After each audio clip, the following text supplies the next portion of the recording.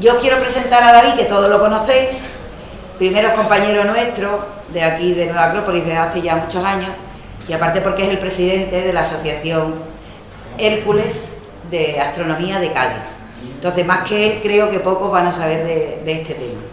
Y vamos a hacer un tándem, porque él nos va a hablar de las estrellas y vamos a hablar también de mitología, es decir, por qué los seres humanos, pues al mundo de las estrellas le hemos dado connotaciones mitológicas y de mitos y cuentos, ¿no? ¿Por qué le hemos hablado de ellas así?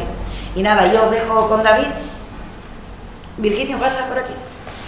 Y nada, y empezamos, ¿vale? Bueno, pues muchísimas gracias, Elena, por la presentación y a todos vosotras y vosotras por estar aquí. Algunos ya de Nueva Acrópolis, otros mis compis de la agrupación astronómica de Cádiz Hércules y otros que coincidimos por primera vez.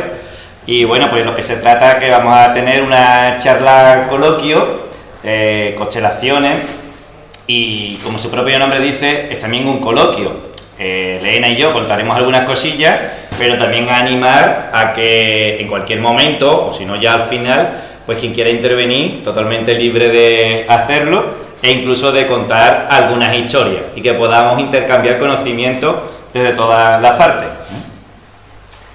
Bueno, pues aquí estáis viendo el cartel de presentación de esta charla coloquio, donde yo en un primer momento voy a hacer una introducción, digamos, desde un punto de vista más astronómico, más científico. Luego Elena nos adentrará en el mundo de la mitología, especialmente ligada a las constelaciones, y luego contaremos algunas historias mitológicas, aunque dándole un toque personal, porque al final también es lo que se trata. Las historias mitológicas siempre se le han ido dando distintos toques personales. Yo me centraré más en la época clásica, constelaciones de la época clásica, griega y romana, que es la que más nos ha llegado a nosotros, pero luego Elena ya saltará a otra civilización, que es la civilización egipcia, que es menos conocida, aunque con cierta relación con la mitología clásica.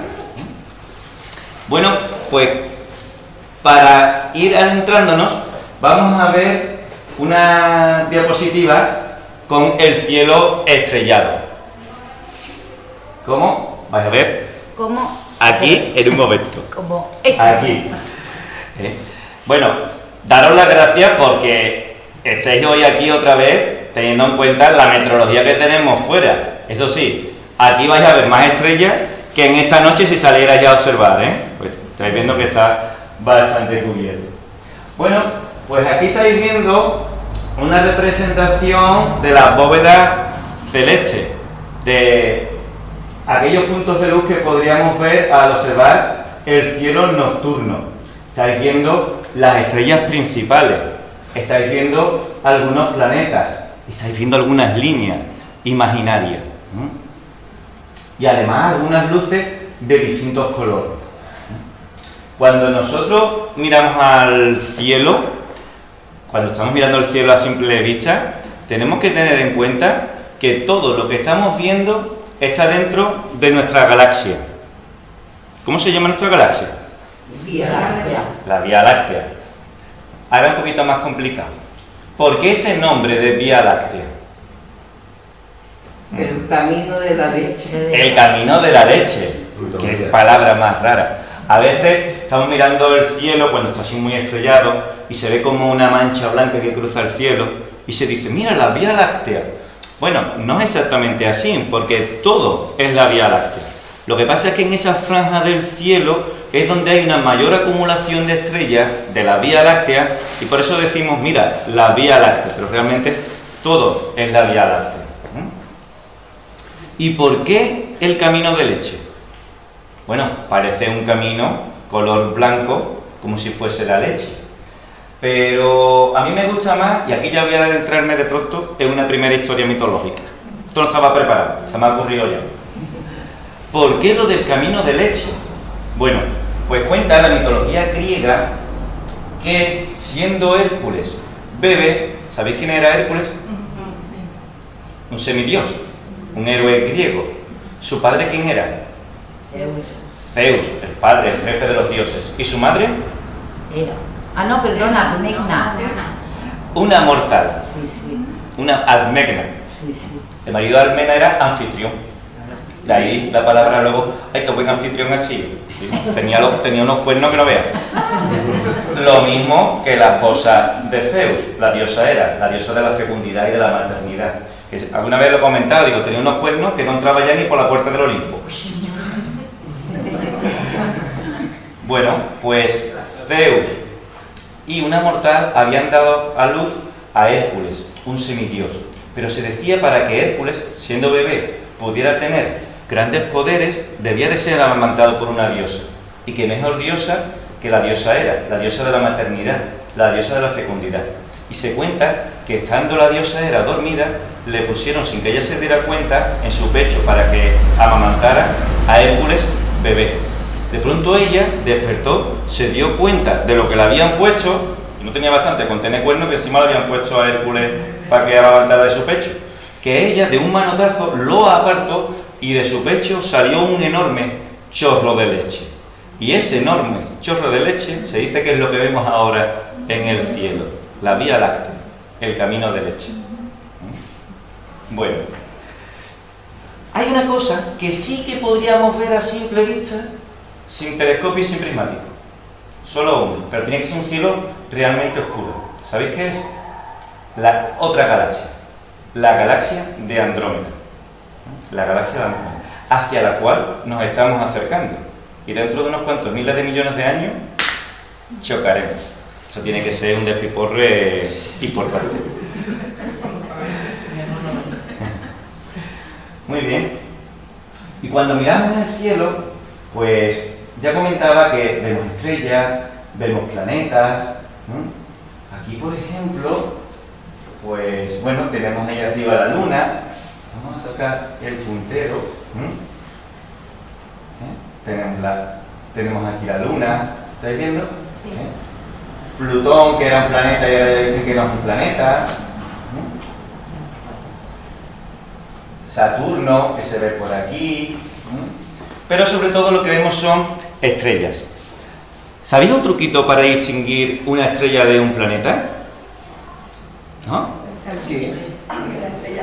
La estrella parpadea porque emite luz propia, mientras que un planeta no parpadea porque refleja la luz del Sol, con lo cual es una luz fija. Aunque hay que tener algo de cuidado, porque si hay humedad en el ambiente, también puede llegar a parpadear esa luz del planeta. Pero es una norma un poco básica. Las estrellas parpadean porque emiten luz propia. Y además, ¿no estáis viendo aquí que tienen distintos colores? Sí. Azules, amarillas, anaranjadas, rojas. Si nos fijamos, podemos ver que las estrellas tienen distintos colores. Aquí lo estáis viendo. ¿Qué significa eso? Pues una estrella de color azul significa que es una estrella joven, que está quemando muchísima energía, está emitiendo muchísima energía. Una estrella amarilla anaranjada está a la mitad de su vida. Y una estrella roja está al final de su vida, se está apagando. ¿Nuestra estrella de qué color es? El Sol.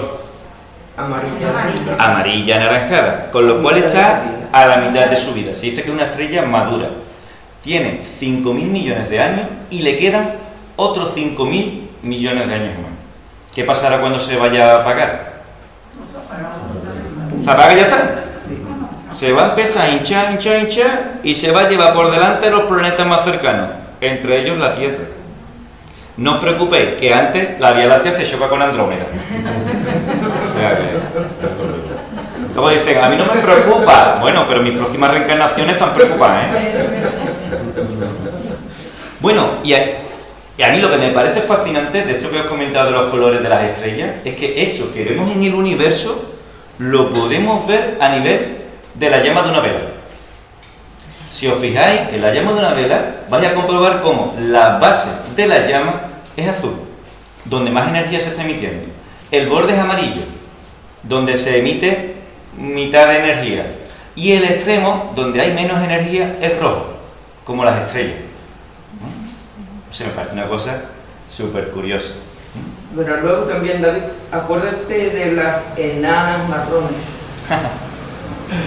Claro, bueno, es que luego dependiendo del tamaño de las estrellas podemos tener distintos tipos. Hay en el cielo algunas estrellas que se le dicen que son las supergigantes rojas, que en cualquier momento van a explotar y van a desaparecer. Hay escritos de un gran estallido de una supergigante roja sobre el año 1000 y pico, que fue recogido por distintas civilizaciones, tanto de Europa como de China y de otros puntos. Recogieron que durante un mes se estuvo viendo de día la explosión de una superestrella roja. Eso fue algo increíble. Y hay algunas estrellas en nuestro cielo candidatas a que exploten, no se sabe cuándo, pero está al caer. Lo que pasa es que cuando se dice está al caer es a tiempo astronómico. Otra cosa curiosa es que cuando estamos viendo las estrellas, cuando estamos viendo el cielo, tenemos que tener en cuenta que lo que estamos viendo es el pasado, realmente. Imaginaos, por ejemplo, que vamos a ver alguna estrella. Esta estrella, por ejemplo, de aquí, que es la estrella Vega, que es una de las más brillantes del cielo, imaginaos que estuviera a 10 millones de años luz. ¿Qué significa eso? Que la luz que nosotros estamos viendo ahora, que nos llega de Vega, salió de allí hace 10 millones de años. Puede ser que esa estrella ya no exista, pero no lo sabemos, porque aún nos sigue llegando su luz. Dicho de otra forma, aquí no vemos ninguna estrella, pero puede que la haya. Lo que pasa es que aún no nos ha llegado su primera luz. Esto un poquito para... Podemos darle más vuelta todavía. Imaginaos que en esta estrella, en Altair, en la constelación del Águila, hay una civilización súper avanzada con un enorme telescopio apuntando a la Tierra. Y que eso está a 100 millones de años luz. ¿Nos estaría viendo a nosotros? Estaría viendo lo que había en la superficie de la Tierra hace 100 millones de años. No nos estaría viendo a nosotros, nos estaría viendo pues a los dinosaurios, ahora mismo. Ya vi, cuando me contaron esto por primera vez me llevé varios días sin poder dormir, dándole vueltas al tema. Bueno, pues ya hemos contado un poquito de la galaxia, la Vía Láctea, de las estrellas, con sus distintos colores, un poquito de los planetas. David, una pregunta. ¿La intensidad de las estrellas tiene que ver también con estos colores, con que sean más jóvenes o no? Bueno, depende de varias cosas. Depende, por un lado, del tamaño y también de la cantidad de energía que esté quemando. De la temperatura. Claro, la energía va a dar luego la temperatura. Muy bien. Oye, ¿y qué es esta línea de puntos que hay aquí?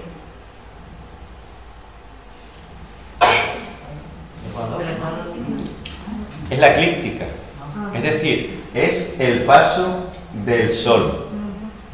Luego vamos a volver a ella. ¿Y qué son estas líneas? Pues son líneas imaginarias. Son líneas imaginarias para formar las constelaciones. ¿Qué son las constelaciones? Pues son figuras que nos hemos inventado al unir estrellas, que no tienen por qué tener ninguna relación en el cielo. Puede que sean estrellas que estén súper lejanas, que apenas tengan interacción, solo que nosotros las unimos y formamos una figura. Como a mí me gusta explicarlo con ese pasatiempo de puntos con números, y vas juntando esos puntos según los números y al final sacas una figura. Pues más o menos eso son las constelaciones. Hay que tener en cuenta que en la antigüedad el cielo que se tenía era mucho mejor que el que tenemos hoy día por la contaminación lumínica, y además que no tenían la tele, tenían que darle más a la imaginación, y que a esas constelaciones además le añadían historias, las historias mitológicas, donde muchas veces los protagonistas eran los dioses y su interacción con los seres humanos. Y volvemos a la eclíptica. ¿Qué constelaciones son las que está cruzando la eclíptica? Zodiaco. Es el zodiaco. Los signos zodiacales son aquellas constelaciones que se atraviesan en la eclíptica. El paso del Sol, ¿estáis viendo? Leo, Virgo, Libra, Escorpio, Sagitario, Capricornio. Mira cómo no está la del pavo. Bueno, está Centauro. ¿A que eso no suena de signo del zodiaco? Mira, Hércules, la agrupación astronómica de Cádiz, Hércules. Bueno, ¿alguna pregunta hasta aquí? José, dime. Sí. ¿Cómo podemos entender esto del... ¿Tienes idea de cómo podemos entender esto del cúmulo de Virgo? ¿A qué te refieres con lo del cúmulo de Que Virgo? parece ser que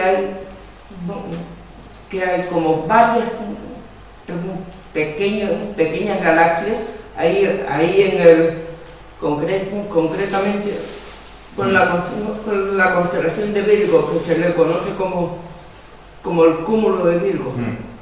Sí, bueno, es que claro, yo he hablado de las estrellas, de los planetas, pero luego, no sé si estáis viendo aquí que hay estas letritas, M5, M12, M10, son cuerpos estelares, como el cúmulo de Virgo. ¿Qué es lo M? M es del catálogo Messier, fue el astrónomo que identificó estos cuerpos celestes y están numerados. M5, M12, M10. No aparece el de Virgo, no recuerdo ahora el número, pero es otro M. Y ahí pues tenemos desde nebulosas, cúmulos, como el de Virgo, los hay cúmulos que son globulares, que son súper pegados, luego hay cúmulos que son más separados, por ejemplo las Pléyades, son cúmulos. Entonces bueno, hay muchísimas cosas que podemos ver en el cielo. Cometas, con la agrupación astronómica, aquí en Cádiz hemos llegado con el telescopio y hemos visto cometas pasando. Podemos hablar de las estrellas fugaces. ¿Qué son las estrellas fugaces? Es ese polvo cósmico que desprenden los cometas a su paso cercano al Sol, y que al entrar en contacto con nuestra atmósfera se ponen incandescentes, y en la mayoría de los casos su tamaño es como un grano de arena. Lo que pasa es que entra a tal velocidad en la atmósfera que se pone incandescente y podemos verlo. Una velocidad tan increíble como 40.000 kilómetros por segundo. Es bestial. Bueno, pues después de esta introducción al cielo, ahora voy a dejar un ratito con Elena, que nos va a hacer una introducción ya a lo que es la mitología relacionada con las constelaciones.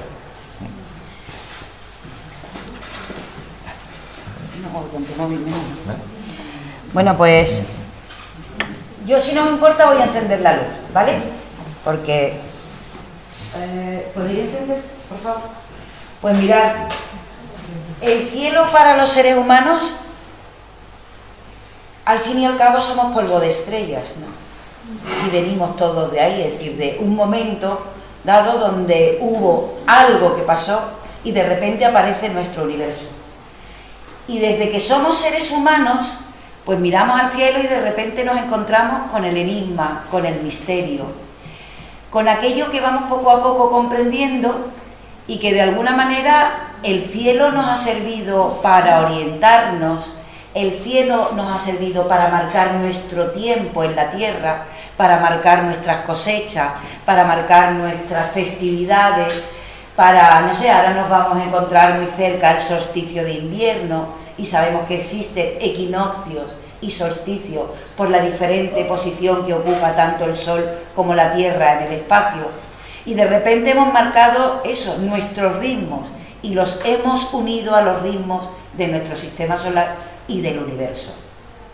Por eso, como estamos en una escuela de filosofía, pues de alguna manera nos tenemos que plantear y preguntar ¿qué hay allí? ¿Qué hay en el cielo?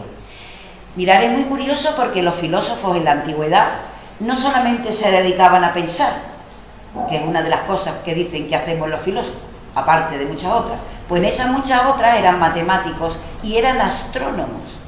Y entonces cuenta que en la antigüedad aquellas personas que se dedicaban a la búsqueda de la sabiduría, esa búsqueda de la sabiduría también miraban hacia el cielo y buscaban respuestas en el cielo. Y sabemos que hubo grandes matemáticos, tales de Mileto, que fueron aquellos que, por ejemplo, predijeron por primera vez un eclipse de sol, y la gente los miraba un poco como si fueran magos, y ellos simplemente aquella magna ciencia la manejaban porque al fin y al cabo sabían las leyes que regían a la naturaleza, y como las conocían, pues entonces podían predecir aquellas cosas que ellos sabían que iban a pasar, porque había unos ciclos que se cumplían y ellos conocían esos ciclos. El tiempo fue pasando y hubo otros muchos grandes filósofos que también miraron hacia las estrellas, y algunos de ellos, como nuestro querido Giordano Bruno, pues cuando miró a las estrellas y dijo, en plena Edad Media, ya estaba entrando el Renacimiento, pero todavía había un gran peso de oscuridad en el pensamiento de la humanidad, y cuando él miró ese cielo estrellado y dijo, pues sería posible que en cada una de esas estrellas fueran soles, y al igual que en nuestro sistema hubiera más planetas y esos planetas estuvieran habitados. Pues por decir esa cosa y otras muchas, pues lo quemaron un día, un 17 de febrero, en una plaza de Roma. Fijaros cómo ha cambiado nuestro mundo, o cómo fue cambiando de aquellos que podían predecir y conocían el cielo estrellado y su significado, y cómo de repente en otras épocas perdimos completamente ese conocimiento como seres humanos y nos quemaron por ello, ¿no? O nos persiguieron por tener y por decir ese tipo de cuestiones. Como os decía, nosotros cuando miramos al cielo, y fijaros que es curioso, porque esas líneas imaginarias que decía David, pues podríamos decir que hay civilizaciones donde esas líneas imaginarias son otras. Hay algunas donde son otras, pero la mayoría de esas líneas imaginarias son las mismas para muchos pueblos. Es decir, que algo tiene que haber.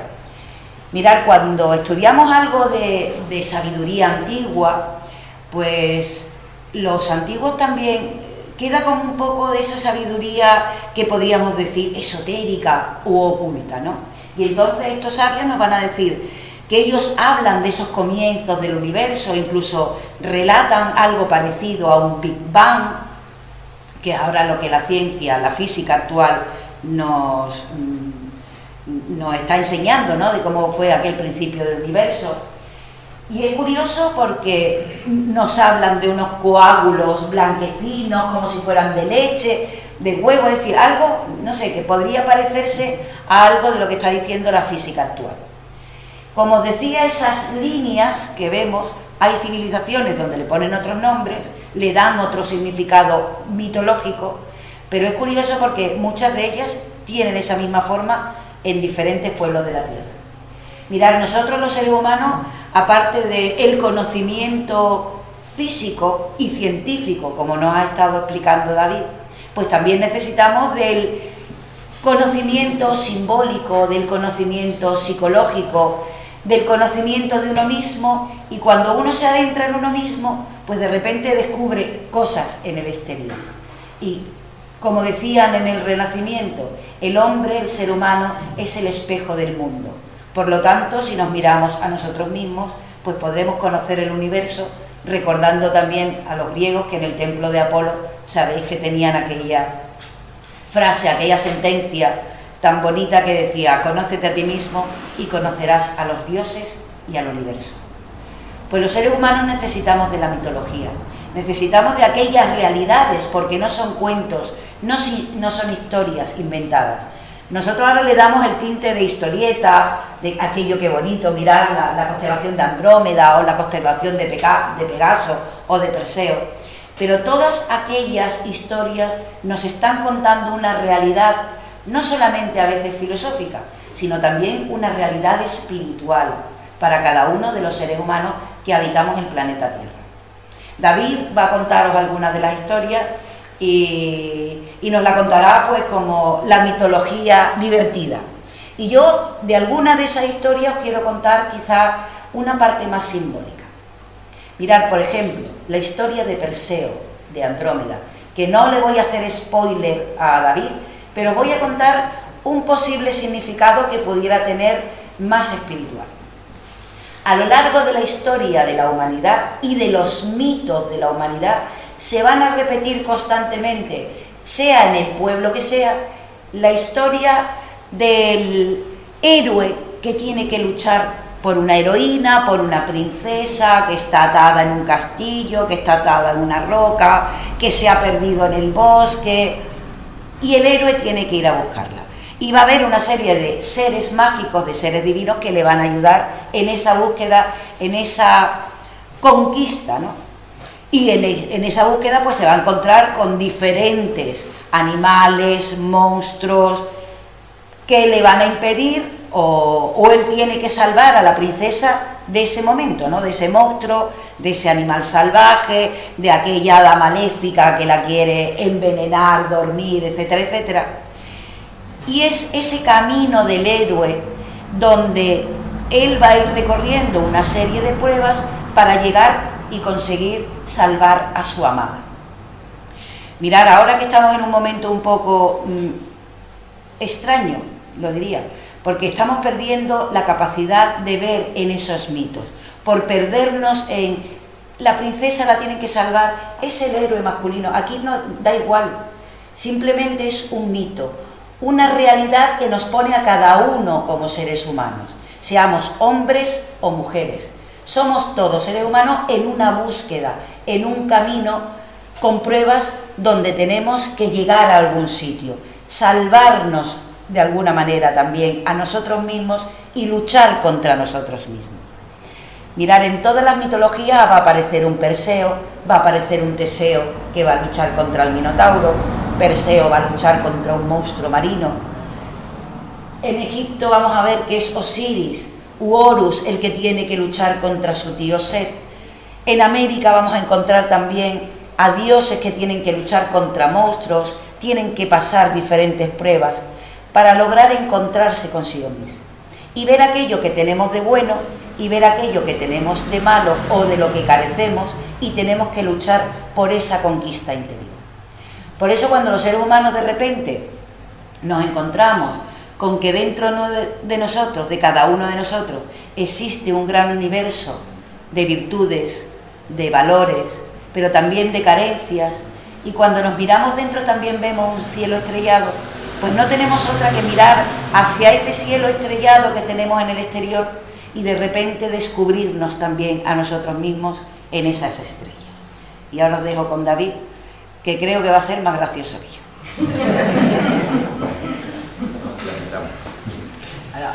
¿Te apago? Sí, creo que es mejor.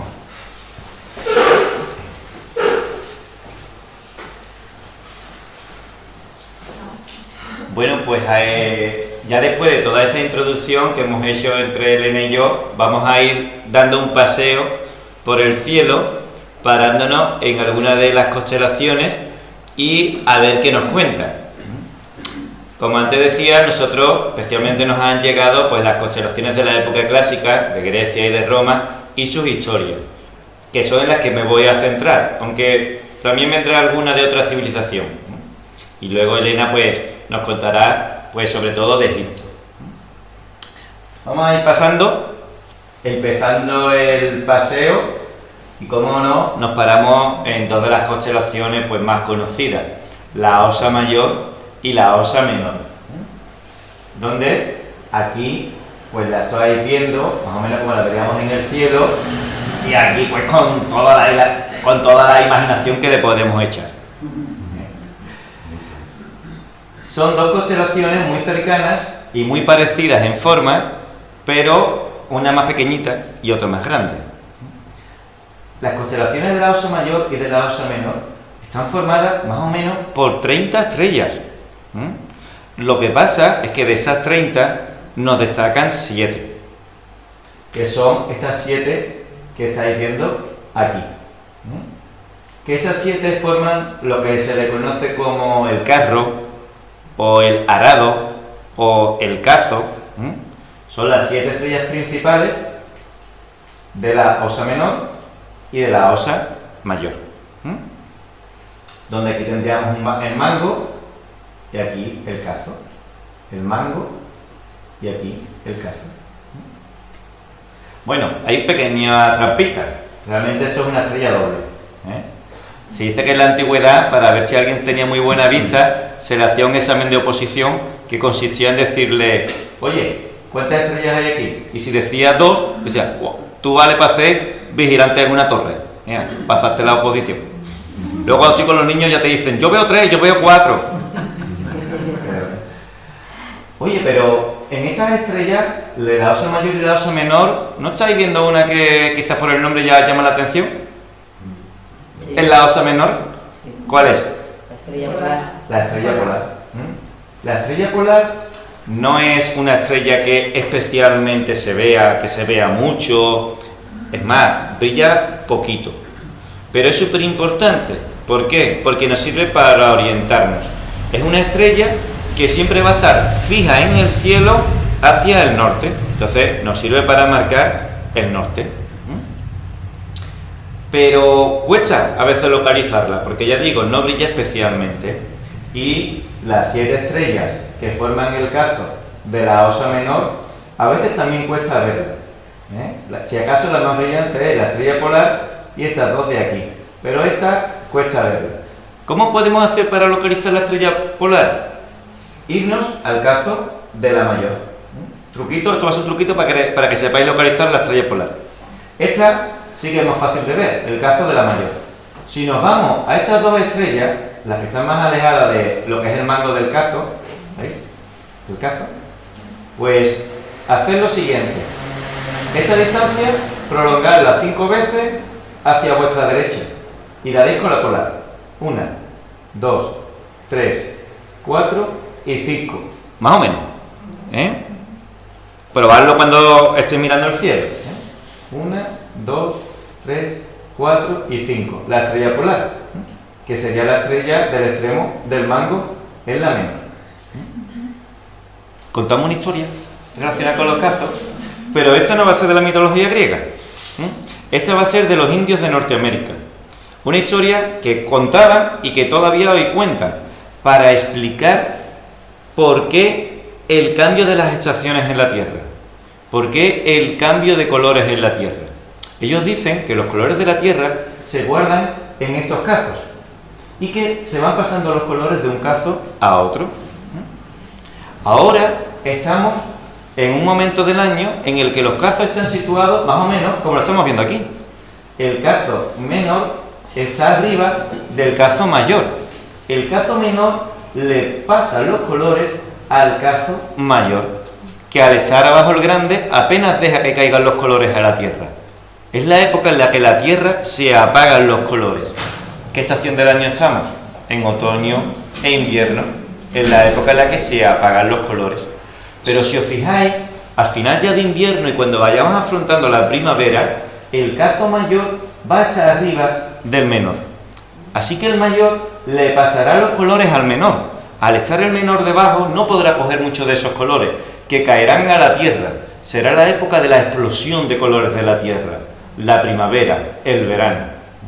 Así es como los indios de Norteamérica explican el cambio de estaciones en la tierra, según cómo estén posicionados los cazos en el cielo. Pero ahora vamos a contar una historia griega, una historia de la mitología griega. A los griegos sobre todo les gustaban las tragedias, es decir, las historias que normalmente acababan mal.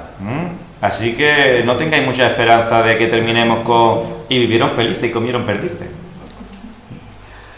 Bueno, pues esta es la historia de la Osa Mayor y de la Osa Menor, concretamente de la sacerdotisa Calisto. Calisto era una sacerdotisa de la corte de Artemisa, la diosa griega de la caza. Y se dice que Calisto era la más guapa entre las sacerdotisas. Tan guapa era que era pretendida por un dios. ¿Por qué dios creéis que era pretendida? Zeus. Por Zeus. Parece que no tenía suficiente con su esposa Hera. Zeus insistió tanto en conquistar a Calisto que al final la terminó conquistando. Y no solo eso, sino que la terminó dejando embarazada. De ello se enteró Hera, la esposa de Zeus. Pero la diosa Hera esperó a que Calisto diera luz a su hijo para que tuviera lugar su venganza. Cuando Calisto dio a luz a su hijo, al que llamó Arcas, la diosa Hera convirtió a Calisto en una gran osa. Ella, viendo su aspecto, huyó al bosque y abandonó a su recién nacido hijo Arcas. Arcas pasó a ser criado en la corte de la sacerdotisa, en la corte de la diosa Artemisa, la diosa de la caza, y como no podía ser de otra manera, se convirtió en un gran cazador. Llega el momento de su adolescencia y el paso a la edad adulta. Debe de superar una prueba y debe de cazar una gran pieza. Así que él, armado de su arco y sus flechas, se lanza al bosque y después de 3 días y 3 noches, ¿con quién creéis que se cruza? Con una gran osa. Él la ve, coge su arco, su flecha, apunta y lanza la flecha, hiriendo de muerte a la gran osa. Cuando Arcas se acerca a la gran osa, esta adquiere de nuevo su forma humana y madre e hijo, al mirarse al ojo, se reconocen mutuamente. Arcas no puede creer lo que ha hecho y pide a su padre, el dios Zeus, que salve a su madre. Pero Zeus dice que ya nada puede hacer. Así que Zeus convierte de nuevo a Calisto en una gran osa y convierte también a Arcas en un pequeño oso. Y a ambos los coge de la cola y lo lanza al cielo para que ambos, por siempre, puedan estar juntos, como lo vemos ahora. Esto podría ser bonito, pero es una tragedia griega. La diosa Hera seguía aún celosa de Calisto, porque cada día Zeus podría admirar su belleza. Así que la diosa Hera decide que estas constelaciones nunca se pongan sobre el horizonte, para que así no puedan descansar. Porque en la antigua Grecia se creía que las constelaciones descansaban una vez que se habían puesto en el horizonte. Así, estas constelaciones, la Osa Mayor y la Osa Menor, son constelaciones que podemos ver siempre, todo el año y a cualquier hora del día. Nunca descansan. Y así es como Hera consumó su venganza.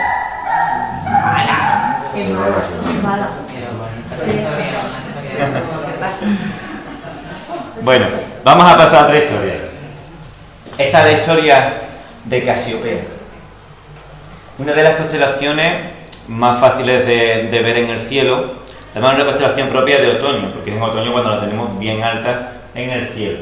Tiene esta forma, como de W o 3 algunas veces. Y aquí veis a Casiopea,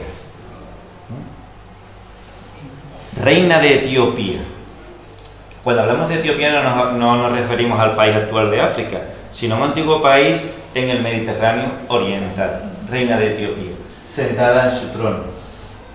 Oye, está al revés, ¿no? Luego contaremos por qué Casiopea aparece en su trono volcada o girada. Casiopea, reina de Etiopía, casada con Cefeo, rey de Etiopía. Aquí lo estáis viendo. ¿Veis la constelación? Parece como una casita, ¿verdad? Se dice que Casiopea era súper guapa, guapísima ella. ¿Y Cefeo cómo sería? Es que ya nada más que por el nombre, Casiopea y Cefeo, reyes de Etiopía. Y Casiopea le encantaba presumir de su belleza. Ella decía que no había ser más guapa que ella en el universo. Y esto causaba cierta envidia, sobre todo entre las nereidas, las ninfas del mar, las acompañantes de Poseidón, el dios del mar.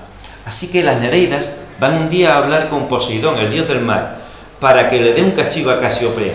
No porque pensaran que Casiopea no era guapa, que lo era, eso era indiscutible, sino porque decían que no estaba bien presumir por algo que te había tocado en suerte, por algo que tú no te habías ganado con tu trabajo.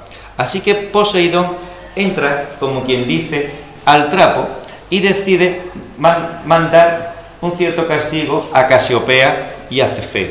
Decide que vaya a destruir su reino el gran monstruo marino Cetus, una especie de ballena súper gigante. El kraken. Una especie como de kraken. Se ve más adelante. Aquí está Cetus. ¿Lo veis aquí, no? Es como una especie de monstruo marino. Además, una constelación que siempre está en el horizonte, como si estuviese en el mar. Cuando Casiopea y Cefeo se enteran que Cetus se dirige a su reino a destruirlo, van rápido a hablar con el oráculo, que es como una especie de adivino, para ver qué pueden hacer. El oráculo les dice a Casiopea y a Cefeo que solo hay una solución. Debe de haber un sacrificio. ¿Quién se debe sacrificar? Tendría que ser Casiopea. Pero el oráculo dice que no, que es todavía más doloroso. se tiene que sacrificar la hija de Casiopea y Cefeo. ¿Quién era la hija? Andrómeda. Aquí estáis viendo la constelación de Andrómeda. Andrómeda es encadenada a un acantilado. ¿No estáis viendo aquí a Andrómeda con las cadenas? ¿Veis? Una chica, ¿habría salido el padre o la madre? ¿Sería guapa o fea? Menos mal que había salido a Casiopea, que salió a la madre. Pues se encadena a Andrómeda al acantilado, a la espera de su fin inevitable, a que Cetus, el monstruo marino, la devore. Ella está allí, totalmente resignada a su destino, pero de pronto, cuando ya ve a Cetus aparecer por el horizonte, ella comienza a gritar, empieza a pedir ayuda. ¿Y quién pasaba por allí en ese momento? Perseo, uno de los grandes héroes de la mitología griega. ¿De dónde venía Perseo? Que además venía montado en su caballo alado, Pegaso. Lo estáis viendo aquí. Mira, la constelación de Pegaso es una constelación enorme en el cielo, donde destaca el cuadro de Pegaso. El cuadro de Pegaso. Uy, momentito de publicidad. Ahora que estaba lo más interesante de la historia, vamos a comentar una cosita de la constelación de Pegaso. Ya en la antigüedad llamó la atención una porción del cielo tan grande como es el cuadro de Pegaso, oscura. Se decía, ¿cómo es posible que haya tantas estrellas y que aquí, cuando lo vemos en el cielo, se ve tan oscuro? ¿Sabéis qué decían en la mitología griega, en la antigüedad griega? Que ese sitio era tan oscuro porque era el pozo de las almas. Era donde iban a parar las almas una vez que desencarnaban. Una porción especialmente oscura del cielo. De hecho, cuando se lanzó hace años el telescopio Hubble, se lanzó precisamente hacia Pegaso, porque es la porción del cielo más oscura del universo, para así tomar imágenes del cielo profundo. Uy, José. Una pregunta que quiero hacerte. ¿Es en Pegaso, o cerca de Pegaso, donde está el agujero negro que está en nuestra galaxia? ¿En nuestra galaxia hay más de un agujero negro? No, el agujero negro mayor que dice que está, que como siga ese paso termina merendándose a toda la galaxia. Pues eso no lo he escuchado yo. Bien. Al final lo que he comentado antes de que nos choquemos con Andrómeda No va a dar quedan pañales. Bueno, pues estábamos comentando que de pronto Andrómeda está pidiendo ayuda y le escucha Perseo, que pasaba por allí a lomo de su caballo alado, Pegaso. Ponemos otra vez a Perseo para pensar un poco bien, bueno, viendo a Perseo, ¿de dónde venía Perseo? No sé si lo apreciáis bien, qué es lo que lleva en sus brazos, en sus manos. Aquí lleva un escudo, ¿y qué es lo que lleva aquí? Una cabeza de Medusa. ¿Quién era Medusa? Era una hidra, un ser súper raro, que en vez de tener pelo, lo que tenía era serpiente, y que cuando le mirabas a la cara, te convertías ¿en qué? En piedra. Y Perseo consiguió acabar con Medusa y cortarle la cabeza. ¿Cómo lo consiguió? haciendo que ella se viera a sí misma reflejada en el escudo de... Efectivamente. Que le había dado aquí. ¡Ah! ¡Te he pillado! Cuéntalo. ¿Quién le había dado el escudo? Cuéntalo. Atenea. ¿Habéis visto a la diosa Atenea, de la sabiduría, de la guerra, de las artes, como siempre está con su escudo, ¿no? Pues Perseo efectivamente lo que hizo fue que Medusa se viera reflejada en su escudo y ella misma se petrificó. Y después de ella convertirse en piedra, Perseo con su espada le cortó la cabeza como prueba de que había acabado con Medusa. Aunque luego yo siempre lo cuento cuando digo estas historias, realmente no era para presumir de que había acabado con Medusa. Es que Perseo fue el primer ecologista de la historia e iba al punto limpio para echar la cabeza de Medusa a la cuba de escombros. Y luego tomarse unas vacaciones, que ya tocaba. Pero claro, él escucha a Andrómeda pidiendo ayuda y él tiene que mantener su reputación de héroe. Así que decide ir a salvar a Andrómeda. Llega un momento en el que él, junto con Pegaso, se coloca entre Andrómeda y Cetus. Y cuando Cetus, el monstruo marino, está al punto de alcanzar a Perseo, ¿qué es lo que hace Perseo? Coge la cabeza de Medusa, se la muestra a Cetus y se convierte en piedra. Cetus queda petrificado. Perseo se va hacia Andrómeda, la desencadena, la va a salvar. Ambos se miran a los ojos. ¿Y qué pasa cuando Andrómeda mira a los ojos a Perseo? Que se petrifica también. De amor.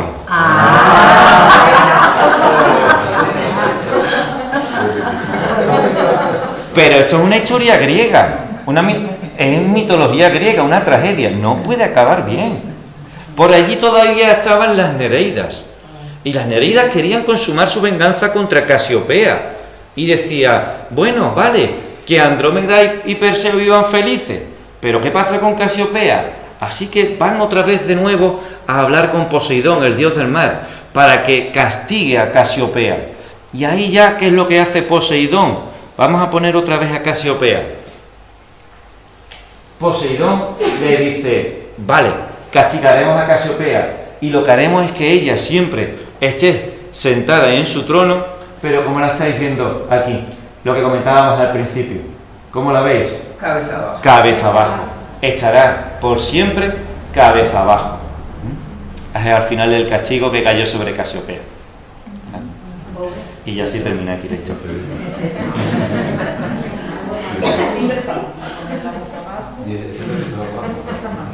¿Contamos alguna más? ¿Sí? La primera te pongo.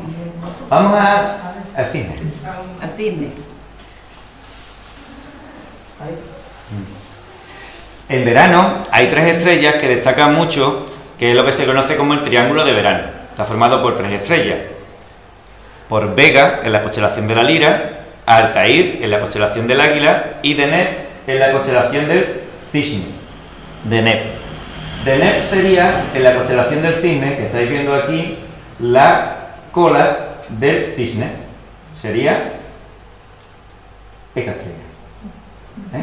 Sería Deneb. Para acá estaría el cuerpo del cisne y aquí la cabeza. Para acá estaría un ala y para aquí otra ala. Hay que echarle un poquito de imaginación. Es como una cruz. Muy curioso. La cabeza del cisne es una estrella doble. Una estrella amarilla y otra azul. Que nosotros en la agrupación astronómica le decimos que es la estrella del Cádiz. Y siempre nos gusta verla por el telescopio. Y que se ve muy bien la diferencia entre ese color azul y amarillo.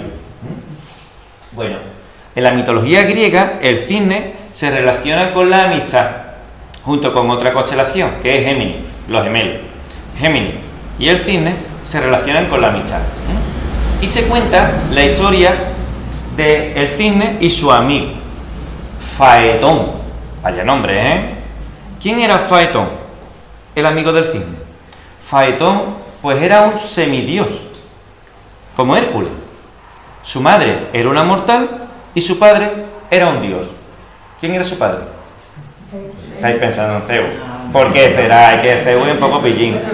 Pero no era el dios Zeus. Era el dios Helio, el encargado de colocar el sol cada mañana en el cielo. Y Faetón, a diferencia de Hércules, no tenía ningún poder especial. Y a él le gustaba decir que su padre era un dios, pero claro, nadie le creía, porque si tú no tienes ningún poder especial, y él quería chulear con sus colegas. Así que Faetón un día le pide a su padre, al dios Helio, que le dé algún poder, algo especial. ¿Y qué es lo que hizo José?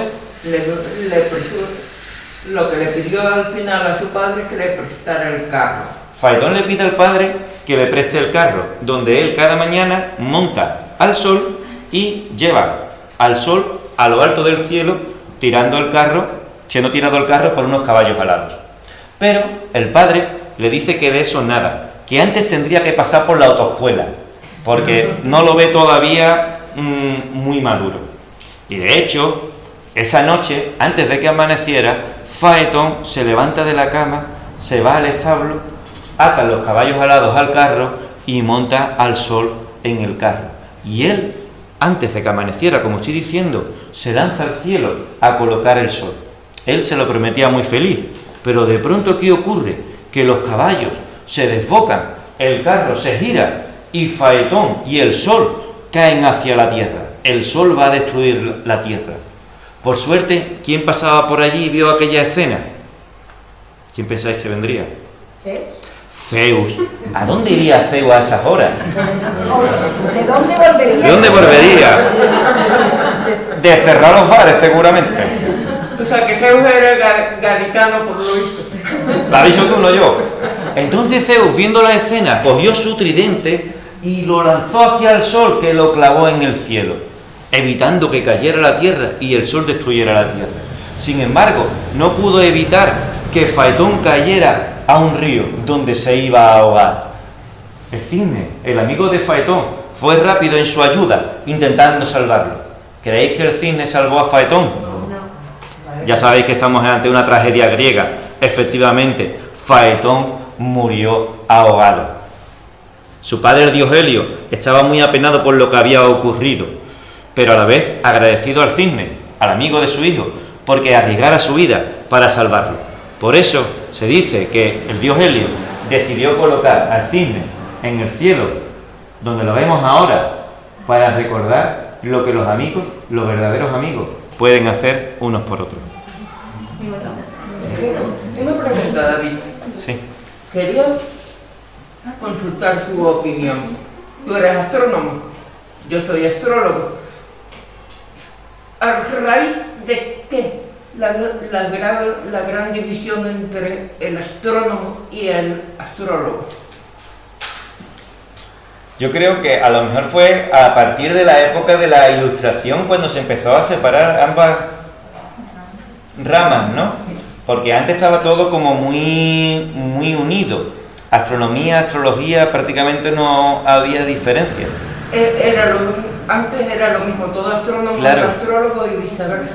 Sí, lo que pasa es que yo creo que en la época, sobre todo de la Ilustración, siglo XVIII, se nos mete ya en la cabeza la razón, y es cuando creo que la astrología se queda un poco como diciendo, esto no como es ciencia. repitiendo de casa. Luego podemos tener coloquio sobre eso. Bueno, contamos la última historia de la mitología griega, ¿sí? Vamos a contar la última. Bueno, os contaba que el triángulo de verano está formado por tres estrellas principales: Deneb en el cisne, Altair en el águila y Vega en la lira. Aquí estáis viendo la constelación de la lira, donde Vega sería esta estrella. Aquí la estáis viendo, la lira, y aquí Vega. Es una de las estrellas que más brillan en nuestro cielo. ¿Y qué es la lira? Aquí lo veis. Un instrumento muy conocido en la antigüedad. Es como un arpa pequeñita. ¿Quién inventó la lira? ¿Quién la inventó? Orfeo. Se dice que la inventó el dios Hermes, el dios mensajero, a partir del caparazón de una tortuga marina. Pero él solo la inventó. Luego se la regaló a Apolo, el dios de la luz. ¿Nunca habéis visto esas esculturas del dios Apolo con la lira? Pues no sabía tocarla tampoco, ¿eh? Nada más que estaba posando, estaba haciendo el paripé. Cuando ya le hicieron todas las esculturas y todos los mosaicos que le tenían que hacer, él se las regaló, ahora sí, a Orfeo. Y este sí que era bueno de verdad tocando la lira. Incluso se dice que las fieras más salvajes quedaban amansadas al escuchar a Orfeo tocando la lira. Orfeo tenía a todo un club de fans. Se dice que la presidenta del club de fans se llamaba Eurídice, la presidenta del club de fans. Y llega un momento de la historia en la que Orfeo se casa con Eurídice, con tan mala suerte que en su noche de boda Eurídice es mordida por una serpiente mortal, que luego yo digo, ¿y no era la de Orfeo?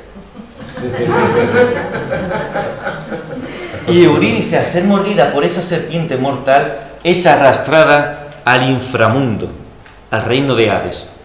Orfeo no puede creer la mala suerte que ha tenido y decide ir a buscar a su amada Eurídice al reino de Hades. Pero claro, nadie quiere ir con él, porque saben que eso es una misión suicida.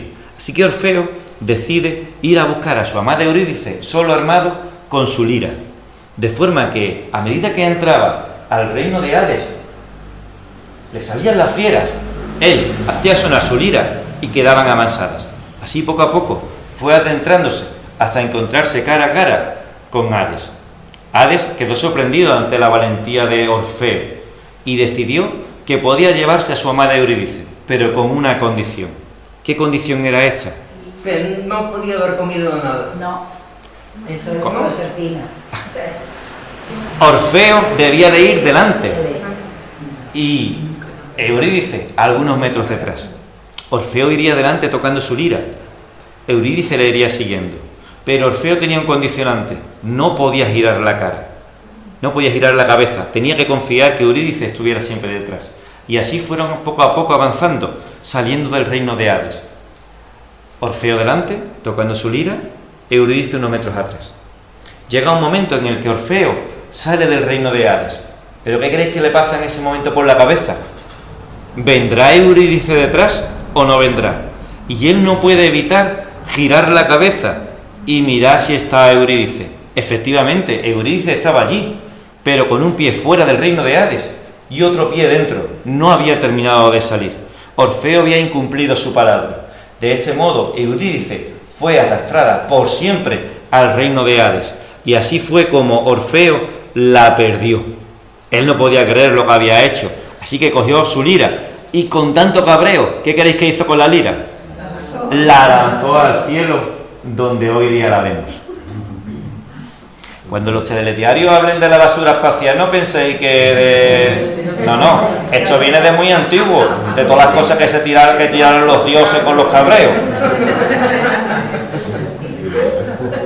O sea, basura espacial. Basura de los dioses, basura divina. Bueno, hemos hecho un recorrido por parte del paseo. Parte del paseo lo hemos hecho por distintas constelaciones de la época clásica, y ahora Elena nos va a contar un poquito sobre constelaciones, mitología de la civilización egipcia. Bueno, yo os voy a contar muy poquito, porque además os quiero dejar con la miel en los labios, porque vamos a hacer una charla especial sobre mitología de las constelaciones en el Antiguo Egipto y en otras civilizaciones, porque se merecen otra charla aparte. Pero miraros, yo contaros un poquito de la importancia que tenía la astronomía y la astrología, que como antes preguntaba José, fijaros, en la antigüedad no había diferencia entre el estudio físico de las estrellas y el estudio de la influencia que las estrellas, las constelaciones, los planetas tenían sobre los seres humanos, porque se consideraba de que todo en la naturaleza estaba unido por una serie de energías. Por lo tanto, esas energías influían en cada uno de nosotros. Como dice David, un momento en la historia del ser humano donde tanto la alquimia se separó de la química, la astrología se separó de la astronomía. Pero es muy curioso cuando los grandes físicos de ese momento de la Ilustración, cuando en la época de las luces, uno tan importante como fue Newton, que fue el descubridor o el que de alguna manera expuso la teoría de la fuerza de la gravedad, pues al cabo del tiempo, en el siglo XX, se descubre un arcón que tenía guardado documentación de Newton, y cuando se abre ese arcón, era como una especie de baúl donde él tenía manuscritos. La mayoría de los manuscritos estaban dedicados a la astrología, a la alquimia, es decir, que Newton, que es el gran físico y el gran matemático de esa época de la Ilustración, pues también se interesó y fue un gran alquimista y sobre todo un gran astrónomo y astrólogo. Alguna cosa curiosa, porque como digo, voy a dejar con la miel en los labios, porque esto le vamos a dedicar, que me parece que es muy interesante, para tocarlo de manera tan breve. Pero por ejemplo es muy curioso que la osa mayor y la osa menor, que en China es el cazo pequeño y el cazo grande también, la osa mayor en Egipto es la pata de una vaca. Y esa pata de esa vaca cuenta un poco la historia del viaje que va a hacer Osiris después de que su hermano Set lo haya asesinado. Pero os voy a dejar ahí, no os voy a contar nada más. Simplemente deciros que para el año que viene nos encontraremos y volveremos a hablar de las estrellas. Yo, para terminar, simplemente agradeceros, pues, no sé, y a David, ponte de pie. A David lo vamos a nombrar el romancero de honor.